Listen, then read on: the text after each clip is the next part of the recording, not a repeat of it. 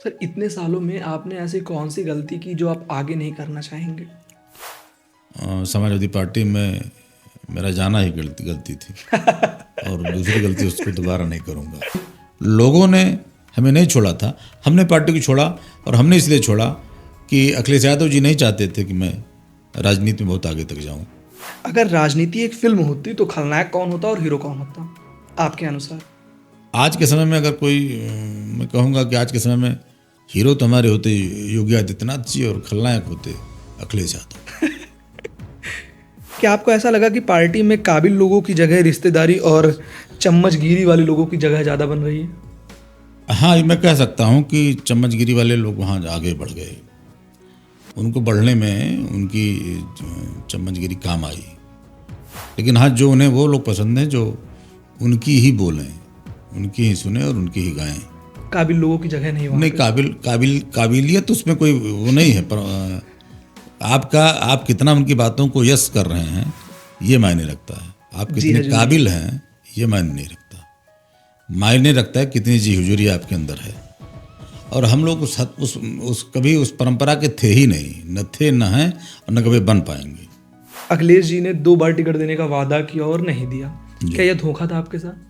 तो मैंने कहा कि राम और राष्ट्र मेरे लिए प्रथम है, अखिलेश यादव द्वितीय हो जाएगी। क्या अमर सिंह और शिवपाल यादव जी के साथ अच्छे संबंध थे, इस वजह से अखिलेश जी के टारगेट पे हो गए आप? तो उत्तर प्रदेश में भी चुनाव छात्र के चुनाव होने चाहिए। हमेशा मैंने कहा कि छात्र का चुनाव राजनीति की नर्सरी होती है और छात्र से जो निकले हुए लोग होते हैं वो जाति पात से ऊपर उठ के सोचते हैं, वो धर्म से ऊपर उठ के सोचते हैं। उनके अंदर जातीय और धार्मिक भेदभाव नहीं होता। अगर जब छात्र नहीं होता है तो ये चीज़ें कहीं न कहीं गौड़ हो जाती हैं। लोग इन पे कोई दबाव बनाने वाले कोई ऐसा दबाव समूह नहीं रहता कि जो विश्वविद्यालय प्रशासन पे दबाव बना सके, और विश्वविद्यालय प्रशासन कहीं न कहीं निरंकुश हो जाता है। तो छात्र संघों की भूमिका विश्वविद्यालय प्रशासन को अंकुश में लाने के लिए बड़ी भूमिका होती है। आज भी मंत्रिमंडल में जिन 2 नामों का आपने जिक्र किया जी, आज भी आप जाएंगे मंत्री के तौर पे तो सबसे अधिक अगर लोग कहीं मिलने जाते, भीड़ कहीं होती है तो इन 2 जगहों पे होती है। बिल्कुल सही कहा। ब्रजेश पाठक जी के यहाँ और श्री दयाशंकर सिंह के यहाँ। जानना चाहेंगे कि अखिलेश यादव के साथ आपने कहा कि व्यक्तिगत रिश्ते मजबूत नहीं बन पाए, इसके पीछे क्या वजह थी? अखिलेश यादव जी चापलूसों से गिरे हैं। इस मामले में जितने बड़े दल के नेताजी थे उसका अंश मात्र भी अगर अखिलेश जी के पास होता शायद इन सब चीज़ों को वो। सर आपने कहा कि व्यक्तिवादी पार्टी है समाजवादी पार्टी, इसको थोड़ा सा डिफाइन करेंगे आप हमें?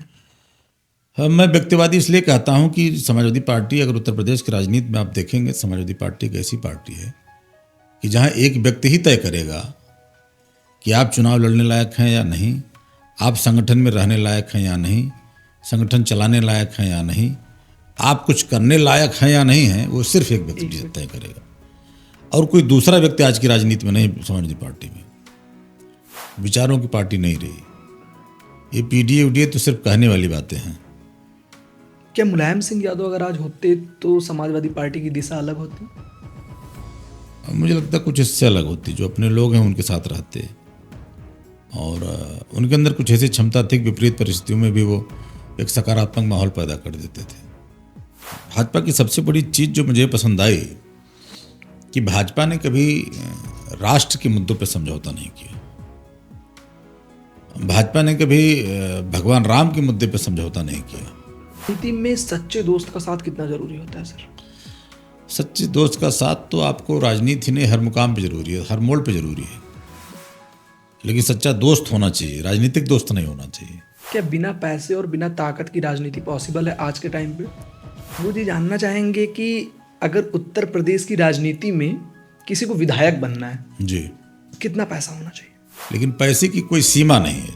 आज के समय 50 गाड़ियाँ लेके आप निकलेंगे भी तो आपके समर्थन में या आपको वोट देने, अगर चुनाव के समय की बात मैं करूं तो उनकी संख्या सिर्फ 50 गाड़ियों से नहीं तय करेंगी। इतना है कि अब ऐसे लोग भी हैं जो थोड़ा सा सादगी पसंद करते हैं, क्योंकि अब जो लोगों की मानसिक स्थिति है, अब लोग इस तरह के लोग पसंद करते हैं कि जो कम से कम सिर्फ हवा में नहीं ज़मीन पे भी रहें, दिखें, काम भी करें।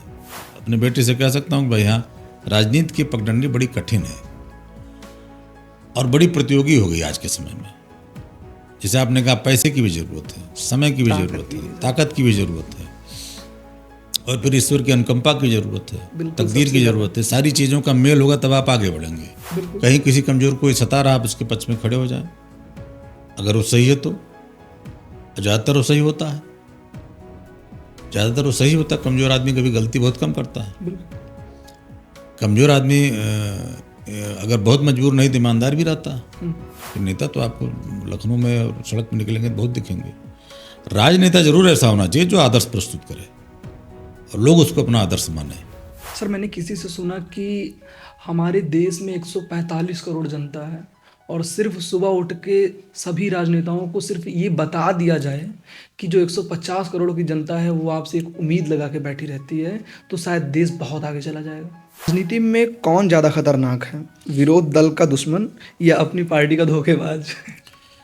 नहीं, अपनी पार्टी का धोखेबाज तो हमेशा खतरनाक होता है। दुश्मन से तुम सतर्क रहते हैं। दुश्मन तो लगता है यार मेरा दुश्मन मेरा विरोध करेगा, ये क्या विरोध कर सकता है, क्या चाल चल सकता है, हम उसके पर सतर्क रहते हैं। और जो पार्टी का धोखेबाज जो तो आपके साथ ही बैठा रहेगा, धोखा दे देगा। आज की राजनीति में झूठ बोलना जरूरी है या सच बोलना मूर्खता है? लोग कहते हैं राजनीति दिल वालों की नहीं दिमाग वालों का। नमस्कार दोस्तों, स्वागत है आपका हमारे इस खास पॉडकास्ट में। छात्र राजनीति से निकलकर उत्तर प्रदेश की राजनीति में आना और साथ ही समाजवादी पार्टी को छोड़कर भारतीय जनता पार्टी ज्वाइन करना और उसके बीच के हजारों किस्से। आज हमारे साथ मौजूद हैं प्रदीप सिंह बब्बू जी। तो स्वागत है सर हमारे इस खास पॉडकास्ट में। जी नमस्कार। सर सबसे पहले जानेंगे कि छात्र राजनीति की शुरुआत कैसे की आपने? देखिए, छात्र राजनीति जब हम लोग लखनऊ विश्वविद्यालय में आए जी। तो मुझे लगता है हमने ग्रेजुएशन लगभग कंप्लीट किया था। उसी दौरान ही उस दौर में छात्र संघ चुनाव होते थे जी। और हम लोग छात्र संघ अध्यक्ष के चुनाव या महामंत्री के चुनाव में किसी न किसी चुनाव में हम लोग लगे रहते थे। उसी दौर में हमारे साथ के लोगों को लगा कि अपने बीच से कोई किसी को चुनाव लड़ाना चाहिए और चुनाव लड़ाने के लिए लोगों ने हमारे नाम का प्रस्ताव किया और फिर छात्र राजनीति की शुरुआत हो गई धीरे धीरे से। आपके बचपन में राजनीति की स्टार्टिंग कैसे हुई? क्या परिवार में कोई राजनीतिक माहौल था? परिवार में राजनीतिक माहौल तो जरूर था, क्योंकि हम लोग गांव से जुड़े थे। गांव के अपने चुनाव होते हैं, चाहे ग्राम प्रधानी के चुनाव हो या ब्लॉक डेवलपमेंट कमेटी के चुनाव होते थे। तो पिताजी जरूर कहीं न कहीं उसमें इन्वॉल्व रहते थे। हमारे चाचा राम प्रकाश सिंह जरूर राजनीति से जुड़े थे वो। और चंद्रशेखर जी के साथ उनका एक अच्छा लगाव था, चंद्रशेखर जी के साथ जुड़े थे। और मैं राजनीति में सही मामले में अगर कहूँ, सही मायने में, तो मैंने उनके साथ मैंने उनको देखा राजनीति करते हुए। उनको हम बड़े हुए तो उनको राजनीति करते हुए मैंने देखा। तो राजनीति से मेरे लगाव में कहीं न कहीं वो भी एक कारण रहा है। सर आज छात्र संघ चुनाव नहीं हो रहा है उत्तर प्रदेश जी। में, इसको लेके क्या कहना है आपका? देखिए, हमने आज भी कहा और पहले भी कहा कि छात्र संघ जो होता है वो राजनीति की नर्सरी होती है। उस नर्सरी से कई ऐसे लोग पैदा होते हैं जो छात्र राजनीति के बहाने आगे बढ़ते हैं और आगे की राजनीति में अपना योगदान करते हैं। मुझे लगता है छात्र संघ एक ज़बरदस्त मंच है नए छात्रों को, नए राजनीति में नए लोगों को लाने का। तो छात्र संघ चुनाव जरूर होने चाहिए। और जहाँ जहाँ छात्र संघ चुनाव हो रहे हैं, अभी दिल्ली यूनिवर्सिटी की छात्र संघ चुनाव हुआ, उसमें अखिल भारतीय विद्यार्थी परिषद ने अपना अच्छा दिखाया उसमें। वो यहाँ तक कि हैदराबाद में चुनाव हैदराबाद यूनिवर्सिटी का हुआ, वहाँ विद्यार्थी परिषद ने अपना दमखम दिखाया और कई पदों पे जीत के आए। तो उत्तर प्रदेश में भी चुनाव छात्र संघ के चुनाव होने चाहिए। हमेशा मैंने कहा कि छात्र संघ का चुनाव राजनीति की नर्सरी होती है और छात्र संघ से जो निकले हुए लोग होते हैं वो जाति पात से ऊपर उठ के सोचते हैं, वो धर्म से ऊपर उठ के सोचते हैं। उनके अंदर जातीय और धार्मिक भेदभाव नहीं होता। सर अगर आप छात्र संघ से निकले हुए हैं तो लखनऊ यूनिवर्सिटी की कुछ ऐसी यादें जो आज आप बताना चाहें हमसे? लखनऊ विश्वविद्यालय की कई यादें ऐसी हैं और हम लोग आज जो कुछ भी है उसमें लखनऊ विश्वविद्यालय का ही योगदान है।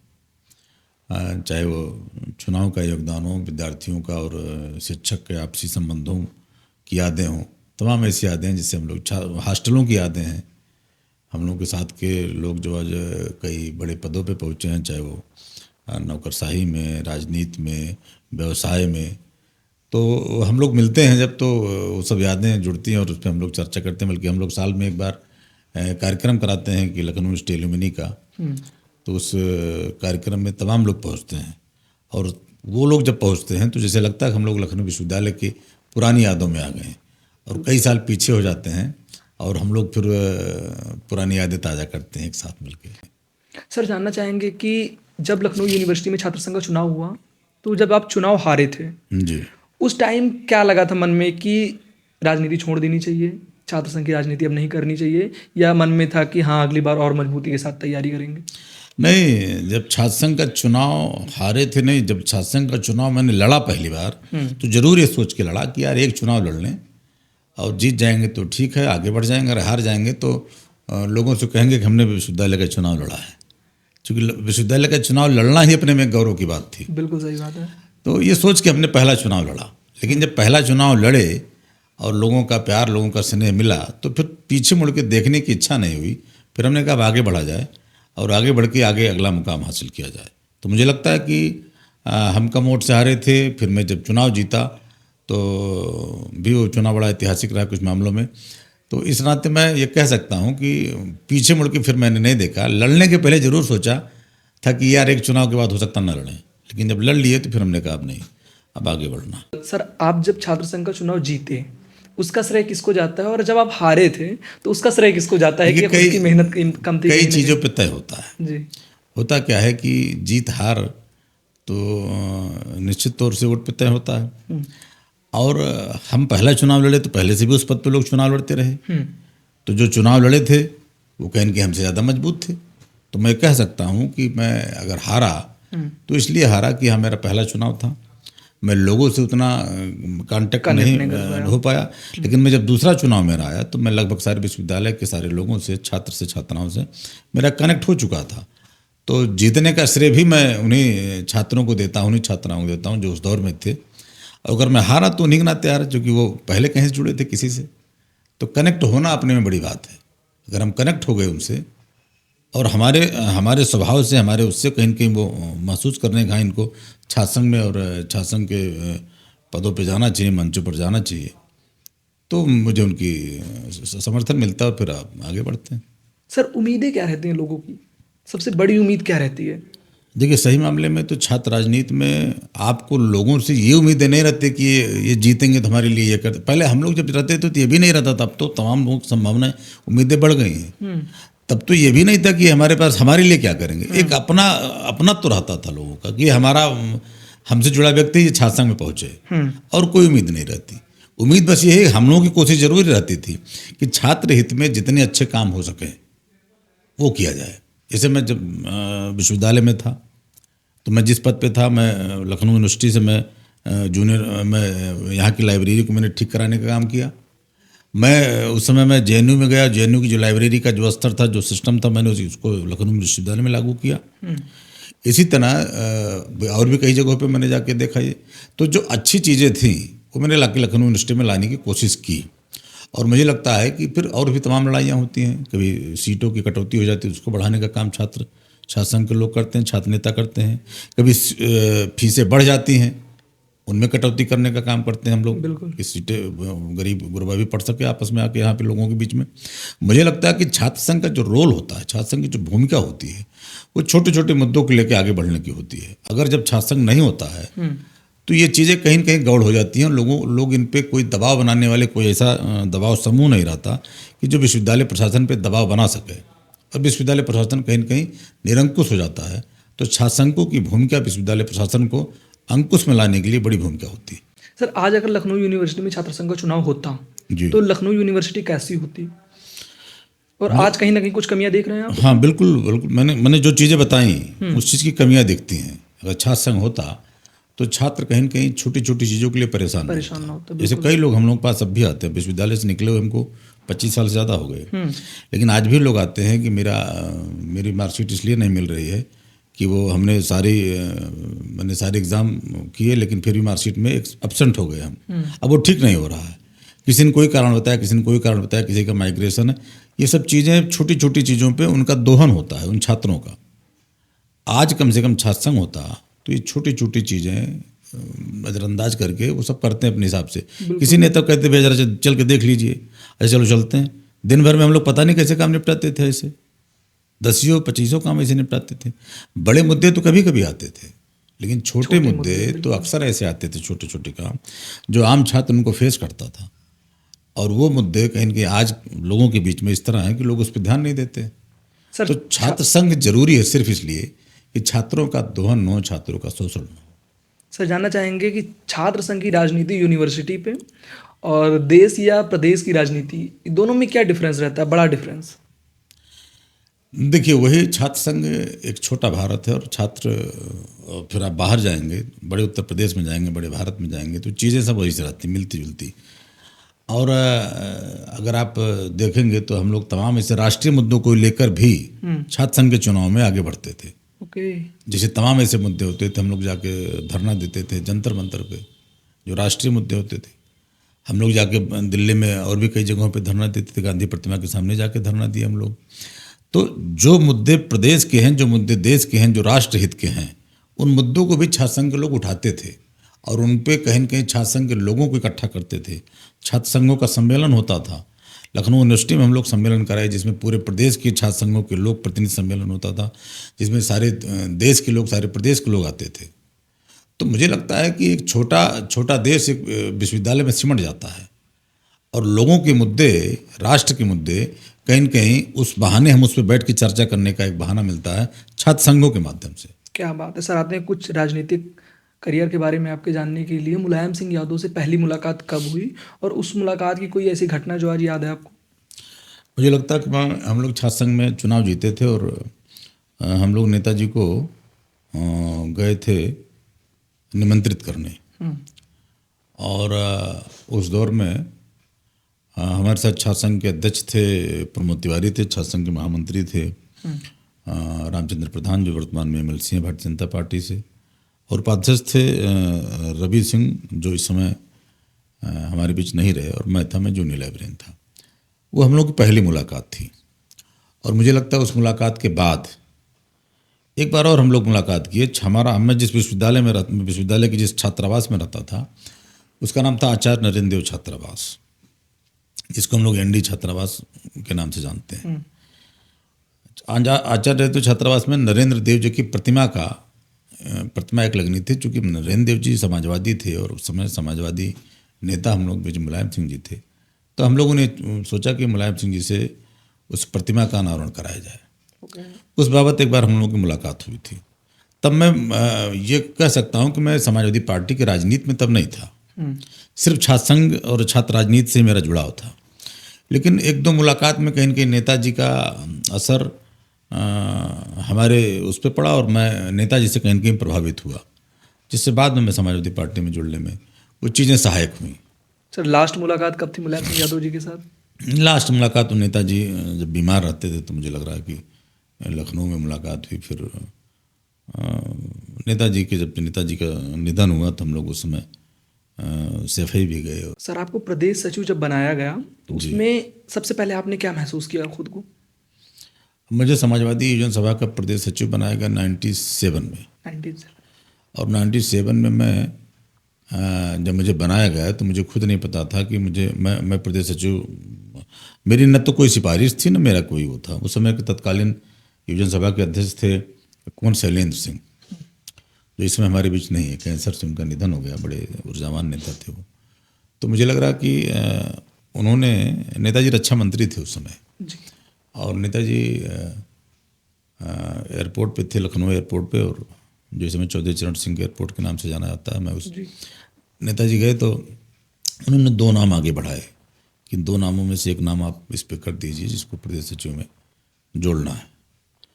तो उन्होंने, मुझे याद है शैलेंद्र सिंह ने कहा कि चूँकि एयरपोर्ट में उनके साथ वही थे, उन्होंने कहा कि नेताजी ने पेन निकाली और तुम्हारे नाम पे से 2 बार टिक किया, इसको बनाओ, इसको, ये विश्वविद्यालय के नेता मैं जानता हूँ।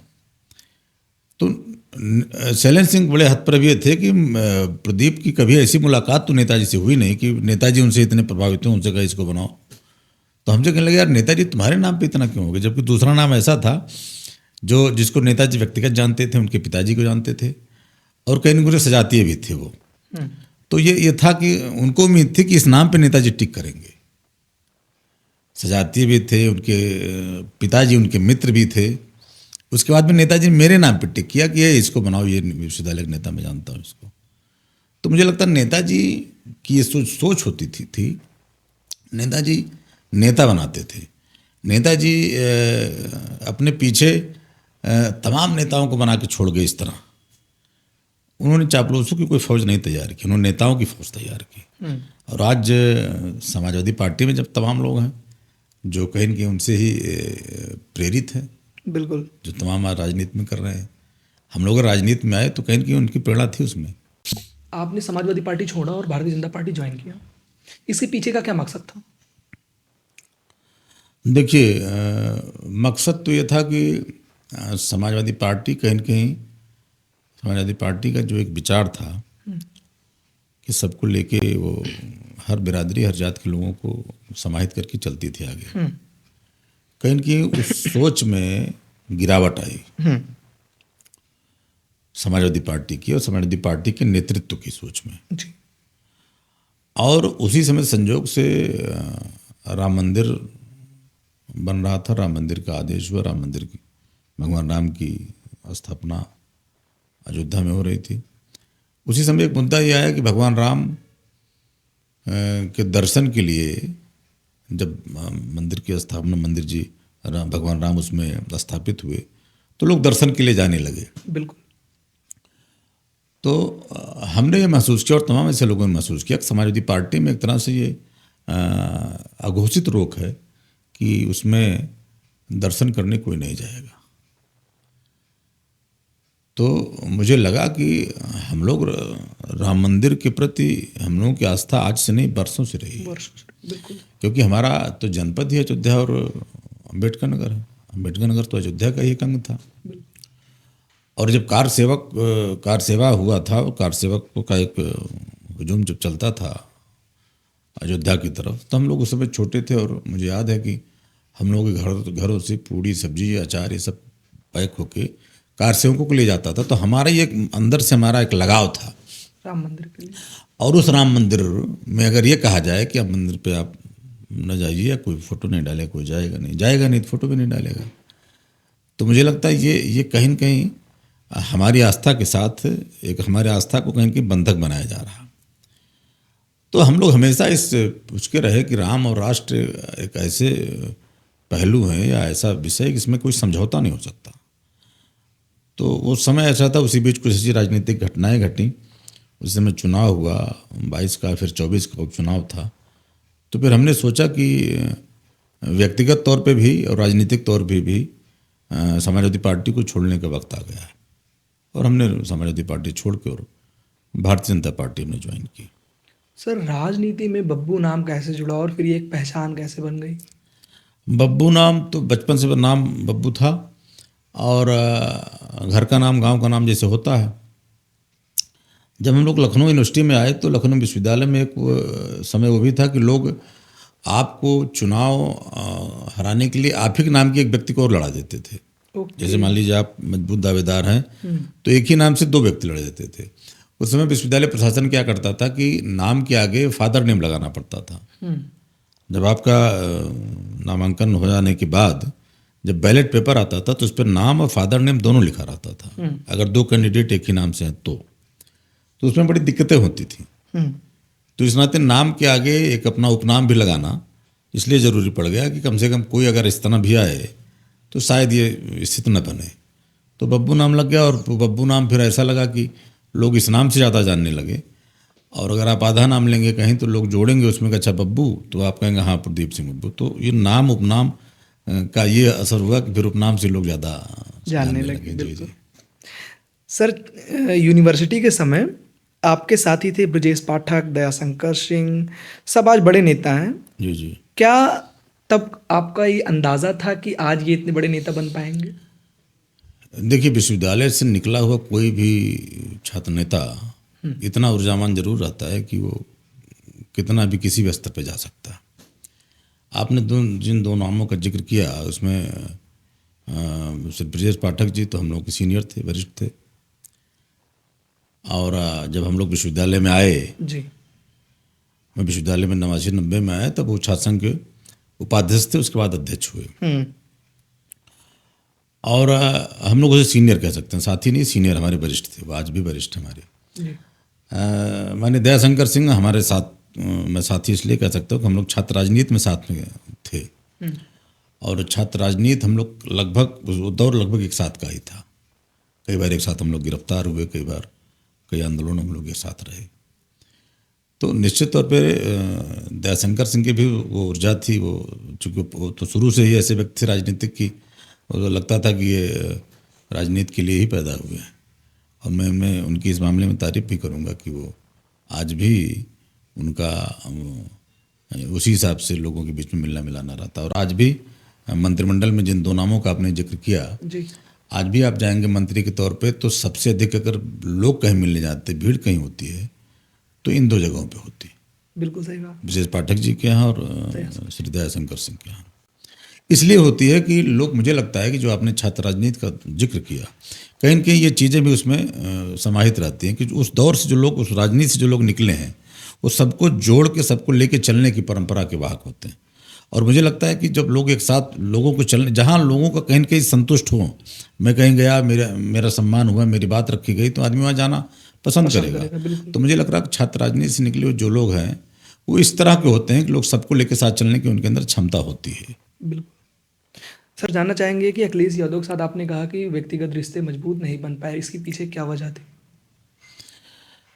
वजह तो कुछ ऐसा हमारी तरफ से नहीं हुआ, लेकिन मैं ये कहूँगा कि हम लोग अखिलेश जी लगभग 99 में आ गए थे, राजनीति में आ गए थे, और मुझे लगता है सांसद भी उसी दौर में थे शायद, वो जो पहली बार चुनाव लड़े थे। वो हम लोग विश्वविद्यालय में उस समय लगभग छात्र राजनीति से हम लोग तब निकल रहे थे लेकिन विश्वविद्यालय में ही उस समय हम लोग का जुड़ा हुआ। लेकिन फिर धीरे धीरे वो किन कारणों से उनके इर्द गिर्द ऐसे लोग गए कि वो उन्हीं लोगों के बीच में रहना ज़्यादा पसंद करते थे, और हम लोग कहीं न कहीं चूँकि नेताजी से जुड़ाव था, शिवपाल जी से जुड़ाव था, तो हो सकता है कि इन्हीं कारणों से हम उनको उतने न पसंद आए हों कि अपने साथ या अपने लोगों के बीच में वो हमको रख सकें।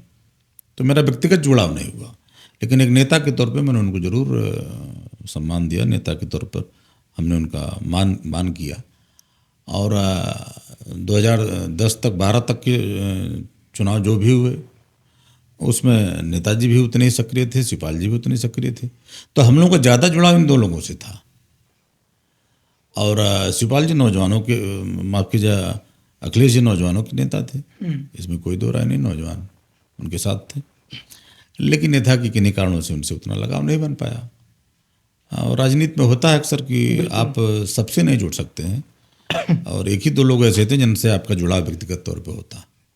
राजनीतिक तौर पे जरूर सबसे आप जुड़े रहते हैं, जो आपके दल के हैं, जो आपकी पार्टी के हैं। सर, आपने कहा कि चापलूसी और जी हजूरी करने वाले लोग उनके ज़्यादा करीब थे। इस बयान पे आज भी अटल हैं आप? हाँ, मैं ये कहूँगा कि जब मैंने दल छोड़ा था तो मेरा एक बयान यही ज़्यादा लोगों के बीच में आया था और ज़्यादा यही चर्चित हुआ था कि अखिलेश यादव जी चापलूसों से गिरे हैं। और मैं इस पे अभी भी इसलिए कायम हूँ कि आज भी वही परिपाटी है। वो परिपाटी अभी भी है कि आज भी उनके इर्द गिर्द ऐसे लोग हैं जो उनको गलत राय देते हैं और जो उनकी पसंद की राय देते हैं। जैसे अभी दीपावली का दिन ज़्यादा दिन नहीं बीता है, अभी उनका एक बयान आया कि दिए जलाने से क्या फ़ायदा, क्रिश्चियनों से सीखिए कैसे क्या जलाते हैं दिवाली। मतलब ये सब बयान देना कहीं न कहीं मुझे लग रहा कि वही लोग, इस तरह की राय देने वाले लोग ही हैं जो इस तरह के बयान दिलवा देते हैं। सर, जब आपको प्रदेश सचिव बनाया गया, आपके नाम पे टिक लगा, तो क्या उस टाइम यही अखिलेश यादव जी थे? नहीं, उस समय नहीं थे। उस समय राजनीति में ही नहीं थे। उसके 2 साल बाद ये राजनीति में आए। मैं राजनीति में उनसे पहले से था। और जब ये राजनीति में आए उसके बाद की चीज़ें बदलने लगी? जब ये राजनीति में आए तो नौजवानों के प्रभारी बनाए गए, और उस समय भी मैं योजना सभा में था, राष्ट्रीय कमेटी में था। लेकिन ये था कि इनकी प्राथमिकताओं में और लोग थे और शायद मैं शुमार नहीं था उसमें। मैंने कोई अतिरिक्त कोशिश भी कभी नहीं की कि मैं उसके लिए बहुत अतिरिक्त कोशिश करूँ। हम अपना योगदान ही दे सकते हैं पार्टी के लिए।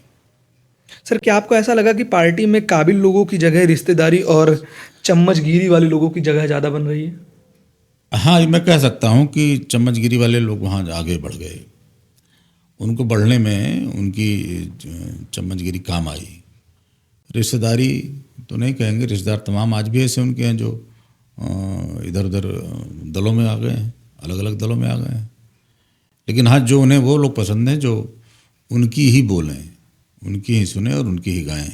काबिल लोगों की जगह नहीं वहाँ नहीं, पे। काबिलियत उसमें कोई वो नहीं है, पर आप कितना उनकी बातों को यस कर रहे हैं ये मायने रखता है। आप जी कितने हाँ, जी काबिल हैं ये मायने नहीं रखता। मायने रखता है कितनी जी हुजूरी आपके अंदर है। और हम लोग कभी उस परंपरा के थे ही नहीं, न थे, न हैं और न कभी बन पाएंगे। बिल्कुल सर। सर जानना चाहेंगे कि अखिलेश जी ने 2 बार टिकट देने का वादा किया और नहीं दिया, जी। क्या यह धोखा था आपके साथ? धोखा तो मैं ज़रूर, एक बार तो जब 17 में चुनाव के लिए मैंने वो किया, तो 17 में अगर उन्होंने टिकट नहीं दिया तो मैं कह सकता हूँ कि वो कांग्रेस से समझौता हो गया था, एक चुनावी रणनीति हो सकती है, मुझे लगा ऐसा। लेकिन तब 17 के बाद 22 का दौर आया, 2022 का, तो 2022 में जो है हम लोग, हमें पूरी उम्मीद थी कि टिकट मिलेगा। और उन्होंने कहा भी था कि जो पिछले दावेदार थे, जो पिछली बार प्रत्याशी थे, उनको टिकट रिपीट नहीं किया जाएगा, ऐसा उन्होंने कहा भी था। हमसे नहीं, कुछ लोगों के बीच में भी कहा था। और मेरी जब भी मुलाकात हुई अखिलेश जी से, उन्होंने कहा कि अपने क्षेत्र में रहो, मेहनत करो, समय बहुत कम है। तो मुझे लगता है कि जब उस बार मुझे टिकट नहीं मिला तो मुझे लगा कि कहीं न कहीं धोखा हुआ मेरे साथ। और अगर हम सक्षम नहीं थे, अगर हम डिजर्व नहीं करते थे, तो शायद मुझे न महसूस होता, शायद मुझे उतना बुरा न लगता। लेकिन निश्चित तौर से मैं मानता हूँ, और उस समय का जो सर्वे हुआ था, उस सर्वे में भी मुझे ही नंबर 1 दिखाया गया, क्योंकि सर्वे जिसने किया था, किसी से उसकी चर्चा हुई तो उसका भी फीडबैक मेरे पास आ गया, संजोग से कम होता है लेकिन मेरे पास आ गया था कि आप ईश्वर चाहेगा तो आपको टिकट मिलेगा, उन लोगों ने कहा है। तो मुझे लग रहा कि उस बार भी जब नहीं मिला तो मुझे लगा कि धोखा है। मैं अगर डिजर्व नहीं करता हूँ, मुझे नहीं मिलता, तो मुझे रत्ती भर भी उसका दुख नहीं होगा, क्योंकि मुझे लगा कि मुझसे बेहतर को टिकट दिया गया। लेकिन मुझे कमतर को अगर टिकट दिया जा रहा है तो मैं अपने साथ धोखा मानता हूँ। बिल्कुल सही बात है। और ऐसा धोखा 22 में भी हुआ, ऐसा धोखा फिर 24 में भी हुआ। उपचुनाव हो रहा था इस क्षेत्र से, लखनऊ पूर्वी विधानसभा, जहाँ से मैं टिकट मांग रहा था, वहाँ से लखनऊ पूर्वी विधानसभा में श्री गोपाल जी टंडन थे, उस समय मंत्री थे, उनकी डेथ हो गई, हमारे बीच नहीं है। वो उपचुनाव हो रहा था 24 के लोकसभा के साथ। उस बार भी जब नहीं मिला तो मुझे लगा कि नहीं, अब नहीं ठीक है। तो ये कहीं न कहीं विचारों से भी अपने समझौता कर रहे थे, कहीं न कहीं उन व्यक्तियों से भी समझौता कर रहे थे जो इनकी जी हुजूरी में शामिल नहीं थे। तो मैंने आपसे पहले भी कहा कि उसी समय राम मंदिर का मुद्दा आया, उसी समय तमाम मुद्दे आए। तो मैंने कहा कि राम और राष्ट्र मेरे लिए प्रथम है, अखिलेश यादव द्वितीय हो जाएंगे। क्या अमर सिंह और शिवपाल यादव जी के साथ अच्छे संबंध थे, इस वजह से अखिलेश जी के टारगेट पे हो गए आप? हाँ, ये सही है कि मेरे साथ मेरे रिश्ते अमर सिंह से बहुत अच्छे थे, मेरे रिश्ते शिवपाल जी से अच्छे थे, आज भी बुरे नहीं हैं। लेकिन हो सकता है एक कारण रहा हो, क्योंकि वो इस स्वभाव के हैं कि उनके अंदर मैं कह सकता हूँ कि राजनीतिक इस मामले में जितने बड़े दल के नेताजी थे, उसका अंश मात्र भी अगर अखिलेश जी के पास होता, शायद इन सब चीज़ों को वो बहुत मायने नहीं रखते थे। राजनीति में होनी चाहिए। नेताजी ने, अमर सिंह जी उनका दल को छोड़ के चले गए, बेनी प्रसाद वर्मा जी उनके दल को छोड़ के चले गए, तमाम ऐसे लोग थे उनके छोड़ के गए, उनके विरोधी थे, लेकिन वो लौट के आए तो नेताजी ने उनको सम्मान दिया। लेकिन इस मामले में अखिलेश जी कहीं न कहीं नेताजी से अलग थे। वो जो जाते थे उनको फिर पलट के वो एक्सेप्ट नहीं करते थे। तो मुझे लग रहा कि मैं अमर सिंह के साथ था, तो मुझे लग रहा उनको इस बात को कहीं न कहीं अन्यथा उन्होंने लिया होगा। लेकिन बाद में कुछ चीज़ें ऐसी हुई कि मुझे लगा नहीं ठीक है, हमारी उनकी अंडरस्टैंडिंग अब मेंटेन, मतलब ठीक हो गई। 1-2 मौके ऐसे थे, पारिवारिक कार्यक्रम था जिसमें आए, बड़ी देर बैठे हो, तो मुझे लगा अब ठीक है। लेकिन अब वो राजनीतिक तौर पे वो ठीक नहीं था, मुझे बाद में इसका एहसास हुआ। सर आपने कहा कि व्यक्तिवादी पार्टी है समाजवादी पार्टी, इसको थोड़ा सा डिफाइन करेंगे आप हमें? हाँ, मैं व्यक्तिवादी इसलिए कहता हूँ कि समाजवादी पार्टी, अगर उत्तर प्रदेश की राजनीति में आप देखेंगे, समाजवादी पार्टी एक ऐसी पार्टी है कि जहाँ एक व्यक्ति ही तय करेगा कि आप चुनाव लड़ने लायक हैं या नहीं, आप संगठन में रहने लायक हैं या नहीं, संगठन चलाने लायक हैं या नहीं, आप कुछ करने लायक हैं या नहीं हैं, वो सिर्फ एक व्यक्ति तय करेगा। और कोई दूसरा व्यक्ति आज की राजनीति में नहीं। समाजवादी पार्टी में पहले थे कि 4 से 10 लोगों का एक समूह था जो कहीं न कहीं नेताजी को बताता था, जो कहीं न कहीं और लोगों को। लेकिन आज के समय में सिर्फ एक व्यक्ति है। तो एक व्यक्ति ही अगर इतनी बड़ी पार्टी को संचालित करने लगे हर चीज़ में, तो मुझे लगा व्यक्तिवादी पार्टी हो गई, फिर वो विचारों की पार्टी नहीं रही। ये पीडीए वीडीए तो सिर्फ कहने वाली बातें हैं। क्या मुलायम सिंह यादव अगर आज होते तो समाजवादी पार्टी की दिशा अलग होती? मुझे लगता है कुछ इससे अलग होती, जो अपने लोग हैं उनके साथ रहते, और उनके अंदर कुछ ऐसी क्षमता थी कि विपरीत परिस्थितियों में भी वो एक सकारात्मक माहौल पैदा कर देते थे और उस माहौल का फ़ायदा उठाते थे। राजनीतिक फ़ायदा मैं कह सकता हूँ। और राजनीतिक फ़ायदा उठा के ही पार्टी कई बार वापस आई सत्ता में। जो व्यक्ति एक कार सेवा का दौर था जिसमें गोली कांड हुआ था, उसके बाद जो व्यक्ति 1.5 साल 2 साल बाद सत्ता में आ गया हो, तो उसकी राजनीतिक क्षमता का आप अंदाज़ा लगा सकते हैं। उस राजनीतिक क्षमता का अभाव है नए नेतृत्व में, वर्तमान नेतृत्व में समाजवादी पार्टी के। सर, राजनाथ सिंह जी से आपकी पहली मुलाकात कैसे हुई? राजनाथ सिंह जी से मेरी मुलाकात बहुत पहले एक बार मुलाकात हुई थी, लेकिन मैं उसका दिल्ली में हुई थी, तब वो गृह मंत्री थे। लेकिन मेरी जो पहली मुलाकात जिसको मैं कह सकता हूँ, वो पार्टी में जब मैंने समाजवादी पार्टी छोड़ने के पहले मेरी मुलाकात हुई चुनाव के दौर में। लखनऊ लोकसभा का चुनाव चल रहा था 2024 में, और लखनऊ ही आए थे माननीय राजनाथ जी उस समय, और उनके बेटे नीरज सिंह जी हैं और ऊर्जावान व्यक्ति हैं, और मुझे लग रहा कि लखनऊ का ऐसा कोई भारतीय जनता पार्टी का कार्यकर्ता नहीं जिससे वो व्यक्तिगत न जुड़े हों। ये उनके व्यक्तित्व की खूबी है। मेरी उनसे बात हुई थी तो उन्होंने कहा कि माननीय जी आ जाएं, फिर आपकी एक मुलाकात हो जाए, फिर आप निर्णय लेने लीजिए जैसा ज्वाइनिंग की। और मुझे लग रहा कि हमारी उनकी बात हुई और ये तय हुआ कि, और इसी बीच वो 2 दिन बाद आ गए संयोग से। फिर उनका फ़ोन आया कि प्रदीप जी, अगर कल सुबह की मिलने की बात तय हुई, लेकिन मानी जी कह रहे हैं कि सुबह भीड़ बहुत रहती है और आज भी आ जाते हैं, तो मानी जी बहुत भीड़ रहती है वहाँ पे, तो रात में अगर आप आ पाएंगे तो ठीक है। हमने कहा ठीक है, हम रात में आए। मैं रात में करीब, मुझे लगता है वो दिन था 4 मई का, और 10 बजे रात का समय था। मेरी पहली मुलाकात, आधिकारिक मुलाकात अगर मैं कह सकता हूँ, तो वो थी माननीय राजनाथ सिंह जी से। और वो तेलंगाना से प्रचार करके लौटे तो दिन भर के थके हुए थे, और अगर वो मुझसे 15 मिनट में बात करते, मुझे लगता कि एक बड़ा नेता देश का 15 मिनट समय दिया बहुत बड़ी बात है। बिल्कुल सही। लेकिन हमारी उनकी बात होती रही और 45 मिनट तक हम लोग बात की। और उस दौर में माननीय जी ने जो, उस दौर में जो उनकी राजनीति की शुरुआत थी उसकी भी चर्चा की, तमाम और ऐसे व्यक्तिगत प्रसंगों की चर्चा की जिसमें वो अटल जी से जुड़ी थी और भी राजनीतिक व्यक्तियों से जुड़ी थी, उन्होंने उसकी चर्चा की, और हमारी उनकी अपनी बात तो हुई ही। मुझे लगा कि इस राजनीति में इस स्तर का व्यक्ति अगर इतना समय मुझे दे रहा है, तो मुझे लग रहा कि ये समय देना अपने में बहुत बड़ी बात थी। बिल्कुल। और दिन भर का थका हुआ व्यक्ति, जो गर्मी का समय था, दिन भर के थके हुए थे, फिर भी उन्होंने 45 मिनट, बड़ा अच्छा लगा मुझे।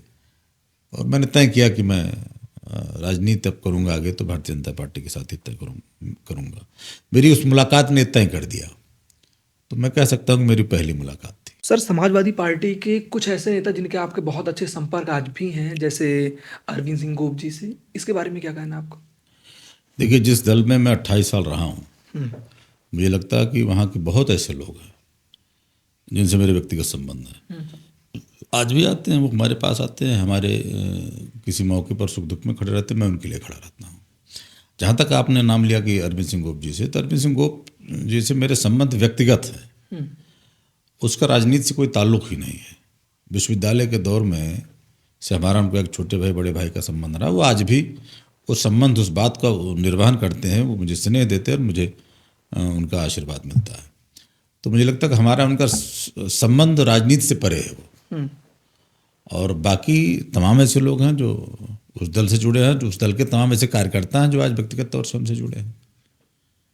भाजपा में आपको कौन सी वैचारिक चीज सबसे ज़्यादा पसंद आई? भाजपा की सबसे बड़ी चीज़ जो मुझे पसंद आई कि भाजपा ने कभी राष्ट्र के मुद्दों पर समझौता नहीं किया। भाजपा ने कभी भगवान राम के मुद्दे पर समझौता नहीं किया।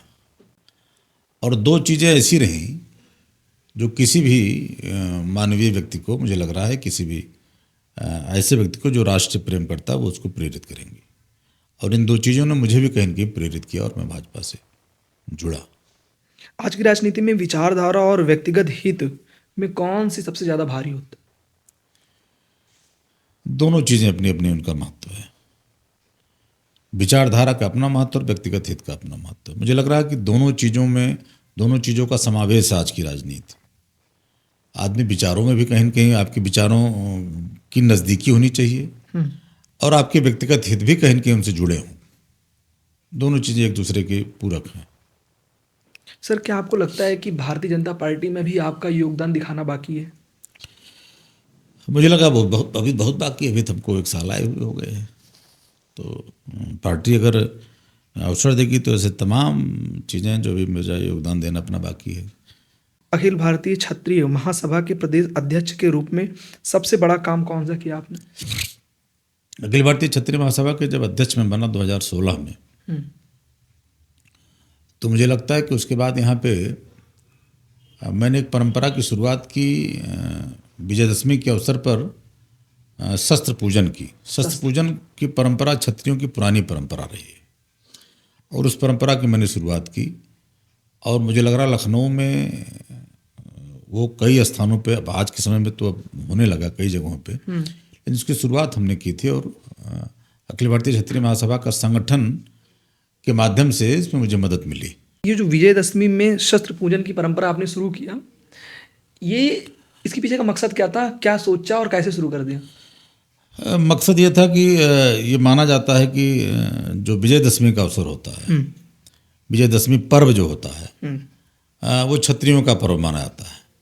और क्षत्रियों का पर्व इसलिए माना जाता है कि भगवान राम से जुड़ा है कहीं न कहीं, और ये माना जाता है कि उसमें शस्त्रों की पूजा होती है। तो मुझे लग रहा है कि इसलिए हमने उस चीज़ की शुरुआत की थी और आज वो परंपरा आगे बढ़ गई है। कितने साल हो गए शस्त्र पूजन की?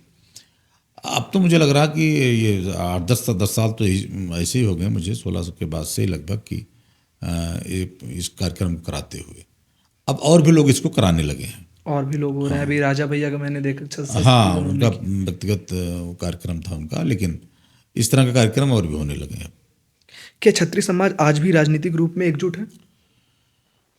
क्षत्रिय समाज राजनीतिक रूप से तो हम नहीं कह सकते हैं एकजुट है, लेकिन मुद्दों पे एकजुट हो जाता है। हाँ, राजनीति के समय, चुनाव के समय में ऐसे कौन से मुद्दे आ जाएं कि क्षत्रिय समाज उन मुद्दों को लेकर किसी एक पार्टी के साथ एकजुट हो जाए, ये समय बताता है। क्योंकि ये समाज, ये जरूरी नहीं कि किसी पार्टी के पीछे चले, मुद्दों के लिए पार्टी के साथ हो जाता है। 2012 में ये समाजवादी पार्टी के साथ था कुछ मुद्दों को लेकर। उसके बाद से माननीय योगी जी जब से मुख्यमंत्री हैं और वे ऐसे कई कारणों से, भगवान राम की मंदिर की स्थापना हुई, ऐसे कई कारण हुए जिसमें कि क्षत्रिय समाज ने कोई ये चीज़ें भाजपा से जुड़ने में मददगार साबित हुई। बिल्कुल। आज के समय में क्षत्रिय समाज भारतीय जनता पार्टी के साथ खड़ा है। इसलिए खड़ा है कि वो देख रहा है कि राम और राष्ट्र की रक्षा के लिए अगर भारतीय जनता पार्टी सबसे आगे, सबको लेकर चलती है, तो इसके साथ खड़ा है। तो हमने कभी राष्ट्र के साथ समझौता नहीं किया, हमने अपने आराध्य के साथ समझौता नहीं किया, इसलिए हम भारतीय जनता पार्टी के साथ हैं। सर, आपको लगता है कि क्षत्रिय समाज को राजनीति में एकजुट होना जरूरी है?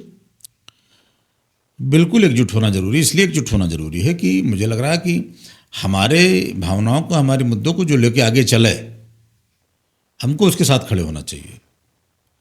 और वो हमारी भावनाओं के, हमारे मुद्दों को अगर कोई साथ लेके कोई आगे बढ़ाने का काम कर रही है आज के समय में कोई राष्ट्रीय पार्टी, तो भारतीय जनता पार्टी है। भारतीय जनता पार्टी एकमात्र ऐसी पार्टी है जो हमारे हितों को लेकर आगे बढ़ रही है। हम अपनी व्यक्तिगत हित की बात नहीं कर रहे हैं, हमारा हित तो राष्ट्र के हित से जुड़ा है। सर व्यापार मंडल में क्या काम चल रहा है? व्यापार मंडल लखनऊ के ऐसे तमाम व्यापार मंडल हैं जिसमें मेरा योगदान रहा है, और उन व्यापार मंडल के लोगों से, उन व्यापार मंडल की राजनीति से मेरा कोई लेना देना उनकी, लेकिन उन लोगों से मेरे व्यक्तिगत संबंध रहे हैं कि यहाँ पे कई व्यापार मंडल हैं जिनके अलग अलग मुखिया हैं, लेकिन संयोग से यह है कि मेरा सबसे एक अच्छा व्यवहार, अच्छा तारतम्य है, और किसी राजनीतिक मुद्दे पे वो हम उनके साथ खड़े हैं, वो हमारे साथ खड़े रहते हैं। युवा शक्ति संगठन से जुड़ने का मकसद क्या था आपको? ये एक संगठन, युवा शक्ति संगठन एक ऐसा संगठन था जो बेरोजगारी के मुद्दे पर एकजुट हुए थे लोग, नौजवान बेरोजगारी, और हाँ, उन्होंने मुझे उसका संरक्षक बनाया था, और वो नौजवानों का एक बड़ा संगठन है जो लखनऊ में तो बहुत काम कर रहा है, आज भी काम कर रहा है, और लखनऊ के नौजवानों को जोड़ के तमाम ऐसे मुद्दों को लेकर आगे बढ़ता है। तो वो संगठन बेसिकली युवाओं के लिए काम करता है, और ख़ासकर बेरोजगारी कितनी कम हो जाए, लोगों को कितना रोजगार मिले, इस मुद्दे पे काम करता है। उस संगठन से आज कोई फायदा हुआ? मुद्दों, देखिए संगठन से हमारा अपना व्यक्तिगत फायदा या समाज का कोई व्यक्ति? देखिए, समाज मुद्दों को आगे बढ़ाना और मुद्दों को लोगों के बीच में लाना, लोगों को उस मुद्दों के प्रति चैतन्य करना, जागृत करना, ये संगठन का काम है। उसको पूरा करना सरकारों का काम है। तो निश्चित रूप से इस तरह के संगठन कहीं न कहीं मददगार होते हैं इन सब चीज़ों में। राजनीति में सच्चे दोस्त का साथ कितना जरूरी होता है सर? सच्चे दोस्त का साथ तो आपको राजनीति ने हर मुकाम पे जरूरी है, हर मोड़ पे जरूरी है, लेकिन सच्चा दोस्त होना चाहिए, राजनीतिक दोस्त नहीं होना चाहिए जो आपके लिए रहे। कोई एक ऐसा नाम जो आपके साथ? बहुत कैसे नाम, कोई एक नाम लेके मैं और नामों को कमतर नहीं करना चाह रहा हूँ, लेकिन ऐसे हैं संयोग से मेरे साथ कि मैं जिनके बल पे मैं कह सकता हूँ कि मैं स्थापित हूँ और मैं राजनीति के धारा में स्थापित हूँ, तो उनकी बदौलत हूँ। उत्तर प्रदेश क्षत्रिय समन्वय संगठन में सर आपकी भूमिका क्या थी? उत्तर प्रदेश क्षत्रिय समन्वय समिति का जो गठन हुआ ये 2023 में हुआ, और उत्तर प्रदेश में ये बड़े लंबे समय से इस चीज़ की ज़रूरत थी कि क्षत्रिय संगठनों को एक मंच पे आना चाहिए। मांग तो ये थी कि सारे क्षत्रिय संगठन ही एक हो जाए, लेकिन ये मांग बड़ी दूर की कौड़ी थी, वो संभव नहीं था, क्योंकि तमाम ऐसे संगठन, कम से कम 35-36 संगठन है क्षत्रियों के जो उत्तर प्रदेश के विभिन्न जिलों में, प्रदेश में काम कर रहे हैं। मुझे लग रहा है कि उन संगठनों को एक साथ लेके मर्ज करना बड़ा मुश्किल काम था। तो हम लोगों ने तय किया, कई संगठनों ने मिलकर तय किया कि उत्तर प्रदेश क्षत्रिय समन्वय समिति के नाम से सबको एक बैनर तले, एक छत्र तले लाया जाए। और 2023 में ये काम धरातल पर आया कि जब लखनऊ और उत्तर प्रदेश के 18 क्षत्रिय संगठन एक साथ हुए, और उन्होंने संयोग से मुझे उसका संयोजक बनाया। और ये भी एक संयोग था, मैंने जिसका जिक्र भी माननीय राजनाथ सिंह से अपनी पहली मुलाकात में किया था कि इन क्षत्रिय संगठनों में 17 संगठनों के अध्यक्ष भारतीय जनता पार्टी से जुड़े थे, और एक मैं ऐसा था जो समाजवादी पार्टी से जुड़ा था। तो मैं समाज में मेरी एक्सेप्टेंस इस बात को उजागर करती है कि कहीं न कहीं अपने लोगों के बीच में मेरी स्वीकार्यता है। तो सारे लोगों ने मिलकर मुझे संयोजक बनाया, और ये स्वीकार्यता उस समय भी मुझे महसूस हुई कि लोगों के बीच में मेरी है। जब आदरणीय कालवी जी, जब कड़ी सेना के जो संस्थापक थे लोकनाथ सिंह कालवी जी, वो उत्तर प्रदेश में आए और उन्होंने कहा एक मुद्दे को लेकर, उसमें पद्मावत का मुद्दा उठा था, पद्मावत फिल्म बनी थी जिसपे, तो उन्होंने लखनऊ की क्षत्रिय संगठनों को इकट्ठा किया। तो लोगों ने कहा कि कालवी जी से, यहीं पे लखनऊ में उसकी गोमती नगर में मीटिंग थी, लोगों ने कहा कि आप ये जिम्मेदारी सिर्फ आप प्रदीप सिंह को दे दीजिए, शायद वो सबको इकट्ठा कर ले। तो मुझे उन्होंने कहा कि आप ये काम कीजिए कि कम से कम सारे संगठनों को एक साथ कर लीजिए। तो मैंने उस समय इस भूमिका का निर्वहन किया था। तो मैंने इसका जिक्र भी, इस संगठन के समन्वय समिति का जिक्र भी मैंने माननीय राजनाथ सिंह से किया कि इस तरह उत्तर प्रदेश क्षत्रिय समन्वय समिति का गठन हुआ। और समिति का गठन सिर्फ इस मायने में है कि हम किसी मुद्दे पर एक साथ हो जाए। कोई मुद्दा हो, सब अपने अपने कार्यक्रम करें, अपनी अपनी मीटिंग करें, बैठकें करें, अधिवेशन करें, लेकिन कोई मुद्दा अगर हो, जैसे भी राणासंगा का मुद्दा आया था, इस मुद्दे पे सारे क्षत्रिय संगठन लखनऊ के एक साथ इकट्ठे होकर 1090 चौराहा यहाँ से थोड़ी दूर पे है, वहाँ पे कार्यक्रम हुआ और उस कार्यक्रम में सारे संगठनों ने मिल के उत्तर प्रदेश क्षत्रिय समन्वय समिति के बैनर से इस आंदोलन को आगे किया और अपना विरोध प्रदर्शन किया। तो समन्वय समिति की इस तरह से भूमिका तय हुई और इस तरह उसका गठन हुआ। सर जानना चाहेंगे क्या बिना पैसे और बिना ताकत की राजनीति पॉसिबल है आज के टाइम पे? बिना पैसे और बिना ताकत से राजनीति आज के समय में लगभग संभव नहीं है। फिर कोई ऊपर वाले का चमत्कार हो आपको आगे बढ़ा दे, क्योंकि राजनीति में पैसा बड़ा जरूरी है। बहुत ज़्यादा पैसे में नहीं करना, जैसे हम लोग बहुत पैसे वाले तो नहीं हैं, फिर भी राजनीति में है, तो बहुत पैसे की जरूरत नहीं, लेकिन इतना पैसा हो कि राजनीतिक जरूरतें आपकी पूरी होती रहे। आपको उसके लिए कोई ऐसे साधनों का इस्तेमाल ना करना पड़े जो आपके लिए हानिकारक हो जाए। तो इतना तो जरूरी है राजनीति में कि आपके अपने जो खर्चे राजनीतिक हैं वो मीट आउट होते रहें, इतनी ज़रूरत है। लेकिन अगर वो भी नहीं है तो बड़ा मुश्किल है आज के समय में सर्वाइव करना राजनीति में। बब्बू जी जानना चाहेंगे कि अगर उत्तर प्रदेश की राजनीति में किसी को विधायक बनना है जी, कितना पैसा होना चाहिए? अब इसका कोई बहुत आंकड़ा तो आप नहीं अपने है, अकॉर्डिंग बता सकते हैं। लेकिन हम लोग तो जैसे हम लखनऊ से एक बार हमने चुनाव लड़ा, लखनऊ पूर्वी से, तो लखनऊ पूर्वी चूँकि शहर है, निश्चित तौर से बहुत पैसे की यहाँ उतनी ज़रूरत नहीं होती, क्योंकि आप शहर में अगर चुनाव आप देहात में लड़ेंगे तो वहाँ तो पैसा लोग देते भी हैं, बांटते भी हैं, और यहाँ पे खैर उस चीज़ की ज़रूरत उतनी नहीं, चूँकि शहर है। लेकिन पैसे की कोई सीमा नहीं है। आप 1.5 करोड़, 2 करोड़, 4 करोड़, 5 करोड़, 10 करोड़, जो भी आपके पास अगर है, तो मुझे लगता है चुनाव में इसकी कोई सीमा नहीं है कि आप कितना खर्च कर सकते हैं। मतलब अगर उत्तर प्रदेश में किसी को विधायक बनना है तो 5 करोड़ रुपए लगेगा। है तो ठीक है, नहीं है तो भी आदमी चुनाव लड़ता है, जीतता है। ऐसा नहीं चुनाव कोई 5 करोड़ लड़के ही नहीं, खर्च करके नहीं जीता जा सकता। क्षेत्र कैसा है, आपके सामने प्रतिद्वंदी कैसा है, क्षेत्र की भौगोलिक स्थिति क्या है। आज के नेता जनता के लिए काम कर रहे हैं या सिर्फ इमेज बना रहे हैं अपनी? देखिए, जनता के लिए अगर आप काम नहीं करेंगे तो आपका इमेज बनाने से कोई फायदा नहीं रहेगा।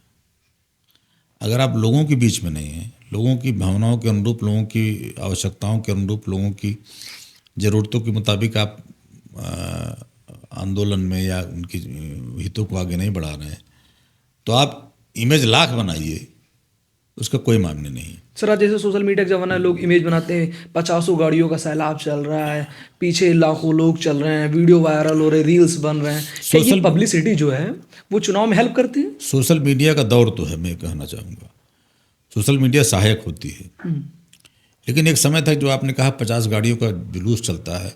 आज के समय 50 गाड़ियाँ लेके आप निकलेंगे भी तो आपके समर्थन में या आपको वोट देने, अगर वो चुनाव के समय की बात मैं करूं, तो उनकी संख्या सिर्फ 50 गाड़ियों से नहीं तय करेंगी। ये तय है कि अब ऐसे लोग भी हैं जो थोड़ा सा सादगी पसंद करते हैं। बिल्कुल सही। बल्कि ज़्यादातर लोग ऐसे हैं, कुछ ही लोग ऐसे जो इस तरह का वो पसंद करते हैं, अरे 50 गाड़ियाँ भैया लेके आए थे, वो कुछ लोग हैं। लेकिन मुझे लग रहा है कि ज़्यादातर लोग आज भी ऐसे हैं जो आप 2-4 गाड़ियाँ लेके भी अगर जा रहे हैं जो ज़रूरत के मुताबिक हो, 2-4 रहें, इससे भी कम न रहें, कि पता लगा इतनी भी न अकेले जा रहे हैं तो आप लोग कहेंगे इनके पास लोग ही नहीं है।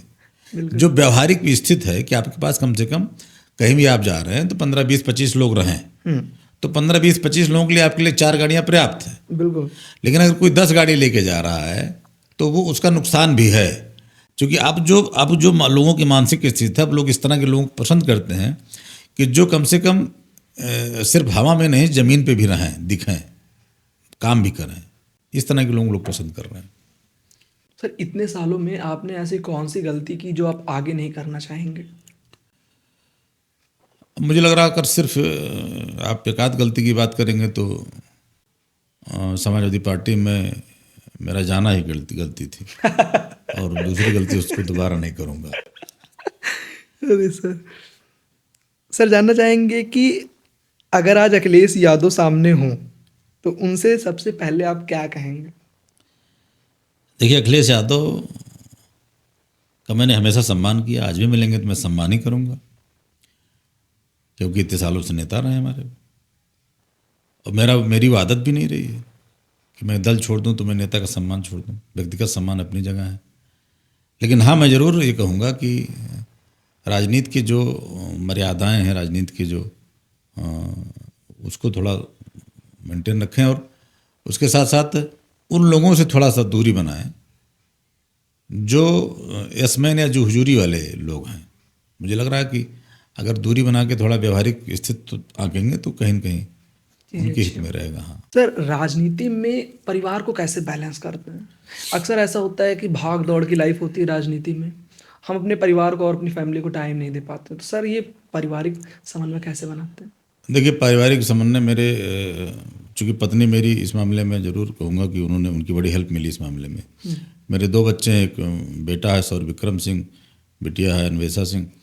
तो शुरुआत में बच्चों को पढ़ाने से लेकर सब कुछ उन्होंने देखा, चूँकि वो टीचर रही हैं और शादी के बाद उन्होंने टीचिंग छोड़ा और बच्चों के लिए वो समय देने लगी। तो उनका योगदान सबसे पहले रहा।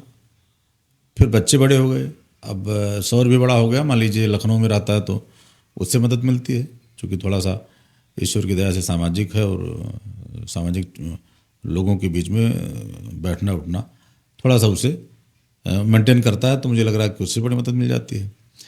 तो लेकिन इस समय दोनों बच्चे हमारे दिल्ली यूनिवर्सिटी में हैं और दोनों वहीं पढ़ रहे हैं। मैं तो चाहूँगा कि दोनों पढ़ के आगे बढ़ें वहीं से, और मैं अपना समय निकालने का तो कम मिलता है, लेकिन फिर भी बच्चों के लिए और परिवार के लिए इतना समय निकाल लेता हूँ कि मेरे बच्चों को और परिवार को भी वो शिकायत इस बात की नहीं रही कि हमसे पापा समय नहीं निकाल पाते हैं।